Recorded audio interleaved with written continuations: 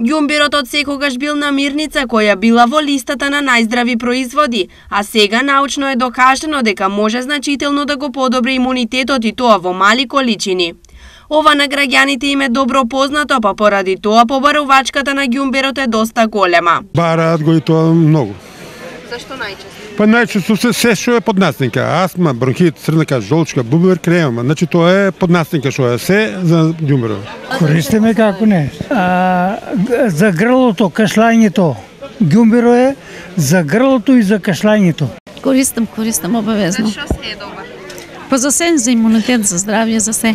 Освен што го купуваат многубројни се и рецептите во кои ѓумбирот е присутен, а предлозите се следни. Еден лимон ки стискаш, ѓумбир ки стискаш, целер ки стискаш и ке ставиш у една чаша, ке размуташ и готово.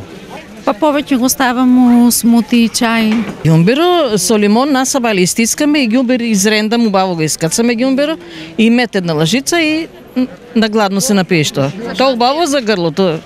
Па колку што знам дека е витамински. Сепак, многу често доаѓа и до недвоумица дали се избира вистинскиот ѓумбир, затоа што постојат две врсти, бразилски и аргентински, кои се разликуваат само по боја, а тоа го објаснуваат продавачите. Па види, бојата на бразилскиот е речеме жолт, а на аргентинскиот е плав.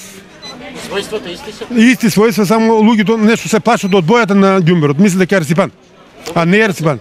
Исто така откриено е дека ги ублажува менструалните грчеви, мигрените и кардиоваскуларните болести. Секако позитивни промени се забележуваат доколку се зема редовно. Голема побарувачка освен на ѓумбир имаше и на овошјето и зеленчукот, а истите можеа да се најдат по следниве цени.